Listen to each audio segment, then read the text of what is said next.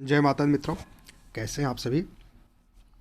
आप देख रहे हैं कि अभिषेक जी ने 2 घंटे पहले एक प्रश्न पूछा है जिनका डिटेल है 20 अगस्त 1990, 6 बजे शाम को गंगापुर सिटी राजस्थान। मैरिज कब तक होगी, पहला प्रश्न है इनका। 20 अगस्त 1990 का अगर हम डिटेल बनाते हैं तो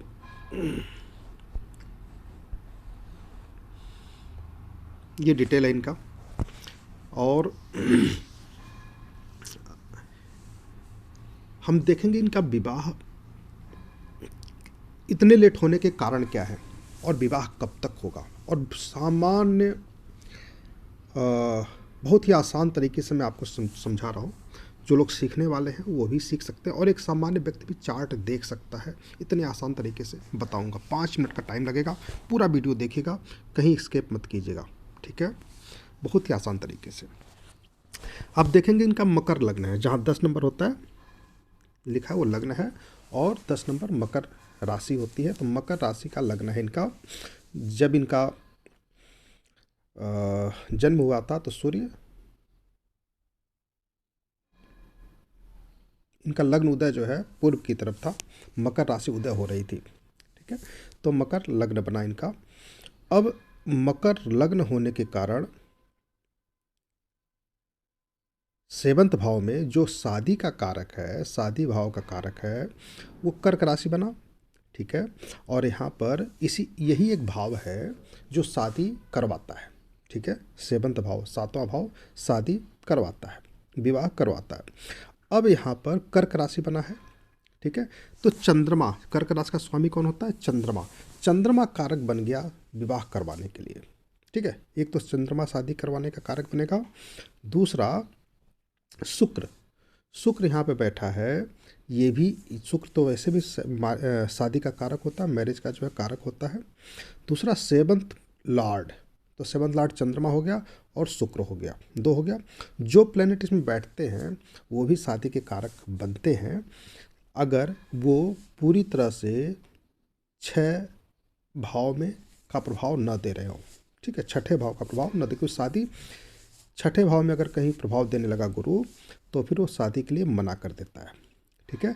केतु यहाँ पर 7वें भाव में बैठा है, ये भी शादी का कारक बनता है, ठीक है। तो अब देखेंगे कि नक्षत्र लेवल पे क्या प्रभाव दिख रहा है, ठीक है। अच्छा, एक प्लेनेट और बनता है शादी का कारक, जो डिग्री वाइज सबसे कम का होता है, ठीक है। डिग्री वाइज सबसे कम का होता है। तो आप यहाँ देखेंगे 17 डिग्री, 3 डिग्री, 3 डिग्री, 0 डिग्री। मंगल सबसे कम डिग्री का है, 0 डिग्री 27 मिनट का, ठीक है। इससे कम का कोई नहीं है। तो मंगल शादी का कारक बन जाता है। मंगल कहाँ बैठा है? 5वें भाव में। तो गोचर में इसका बहुत ज़्यादा, ट्रांजिट में इसका बहुत ज़्यादा रोल होता है, ठीक है। तो अब हम नक्षत्र चार्ट पर चलते हैं, कौन सा प्लेनेट किसके नक्षत्र में बैठा है। तो देखेंगे कि 7वें भाव में चंद्रमा राशि थी, तो चंद्रमा किसके नक्षत्र में? केतु के नक्षत्र में है, ठीक है। चलिए, 7वें भाव में कौन सा प्लेनेट बैठा है? शुक्र। किसके नक्षत्र में है? शनि के नक्षत्र में है, ठीक है। किसके नक्षत्र में है? शनि के नक्षत्र में है। तो शुक्र शनि के नक्षत्र में है और शनि शुक्र के नक्षत्र में है, एक दूसरे के नक्षत्र में है ये, ठीक है। तो एक दूसरे का फल देंगे, ये विवाह करवाएंगे। दूसरा, चंद्रमा केतु के नक्षत्र में है और केतु शनि के नक्षत्र में है, केतु शनि के नक्षत्र में है। तो शनि दोबारा फिर कारक बन गया शादी का। अच्छा, और देखिए 7वें में कौन सा प्लेनेट है? जुपिटर है, गुरु है। तो गुरु शनि के नक्षत्र में है और शनि फिर शुक्र के नक्षत्र में है, तो शनि फिर कारक बन गया, ठीक है। तो शनि बार बार कारक यहाँ पे बन रहा है शादी के लिए, ठीक है। अब हम दशा देखेंगे कौन सी चल रही है। दशा चल रही है अभी प्रेजेंट में चंद्रमा की, ठीक है। 2021 से शुरुआत हुआ है नवंबर से, और 2031 तक रहेगा। तो देखते हैं चंद्रमा में अभी अंतर्दशा किसकी चल रही है। तो अंतर्दशा अभी चल रही है राहु की। तो राहु तो 2nd भाव में बैठा है, नवंबर तक क्या शादी करवा सकता है। राहु का कोई बहुत ज़्यादा यह रोल दिखा नहीं, क्योंकि शनि का रोल दिख रहा है, ठीक है। फिर हम आगे बढ़ेंगे गुरु का। गुरु 7th भाव में है तो गुरु को चेक करेंगे क्या ये शादी करवा सकता है या फिर शनि की अंतर्दशा में ही शादी होगी। तो फरवरी 2026 तक क्या शादी होने के योग हैं। गुरु 7th में बैठ करके शादी का कारक बना है, गुरु को भी चेक करेंगे, नहीं तो फिर शनि में शादी होगी। ठीक है, ज़्यादा चांसेस है शनि की दशा में। अब देखिए यहाँ पर नक्षत्र लेवल पे गुरु क्या बता रहा है, 6-12। क्या बता रहा है, 6-12। और सबलाड लेवल पे क्या हो गया, 6-8। तो इस पूरे चार्ट में गुरु क्या बता रहा है, 6-8-12 है ना। 7 नंबर कहीं दिख नहीं रहा। ये 7 नंबर का प्रभाव खत्म हो गया गुरु का, क्योंकि वो आ गया है 6 भाव का फल देने लगा है। किसमें देने लगा है, 6 भाव का फल कहाँ पे, चलित कुंडली में। ठीक है, भाव चलित कुंडली में 6 भाव का फल देना। तो अगर भाव चलित कुंडली में कोई भाव पीछे चला जाता है, कोई राशि पीछे चली जाती है, तो फिर उसी का फल वो देता है। तो गुरु पूरी तरह से निगेटिव हो गया है। गुरु शनि के नक्षत्र में है, ये तो फल उसे मिलेगा, शनि है ना, शनि का फल तो मिलेगा, लेकिन ये शादी नहीं करवा सकता। ये भी पूरी तरह से निर्भर हो गया शनि के ऊपर। ठीक है, तो शनि की दशा कब आएगी, शनि देखेंगे फरवरी 2026 के आसपास आ रहा है। और ये शनि शुक्र के नक्षत्र में, शादी के कारक के नक्षत्र में है, तो शनि शादी कराएगा। इसमें 2 नंबर भी एक्टिव है ना। विवाह का जो भाव, परिवार का जो भाव होता है, परिवार बनने का जो भाव, शादी से परिवार बनता है ना, एक परिवार का मेंबर बढ़ जाता है। तो 2 नंबर यहाँ पे एक्टिव है।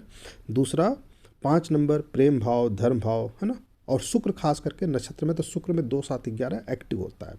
तो शुक्र यहाँ पर एक्टिव है नक्षत्र लेवल पे। तो शनि कहीं कहीं अंतरदशा में शादी होगी। ठीक है, और शनि की प्रत्यंत दशा में ही होगी, क्योंकि शनि बार बार आ रहा है। तो गुरु शनि ये कब शुरू हो रहा है, 2 फरवरी को शुरू हो रहा है। ठीक है, कब शुरू हो रहा है, 2 फरवरी को। और ये 5 मई 2026 के पहले, 5 फरवरी 2026 तक शनि है। तो इसी अंतरदशा में शादी होगी और ये मार्च 2026 तक हो जाएगी, क्योंकि शुक्र की प्रत्यंत दशा यहाँ पर, सूक्ष्म दशा यहाँ पर चल रही है। तो शादी का स्टार्ट, टाइमिंग का जो स्टार्ट है वो 17 फरवरी से स्टार्ट हो जाएगा इनका, 17 फरवरी 2026 से। ट्रांजिट उस समय इनका लगना चाहिए। ट्रांजिट अगर काम कर रहा है, गोचर काम कर रहे हैं, तो फिर शादी हो जाएगी। अब गोचर कैसे चेक करेंगे, एक बार लग्न कुंडली से हम देखते हैं। मकर लग्न की कुंडली बनाएंगे 2026 फरवरी का।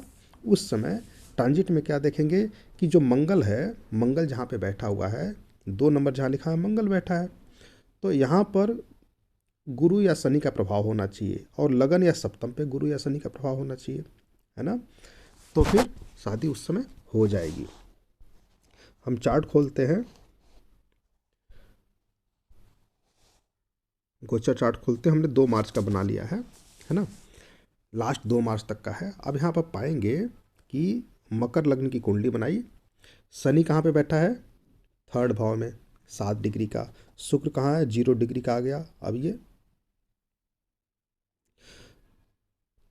ठीक है, तो शनि के साथ गुरु है, किसके साथ है, गुरु है, शनि के साथ गुरु है।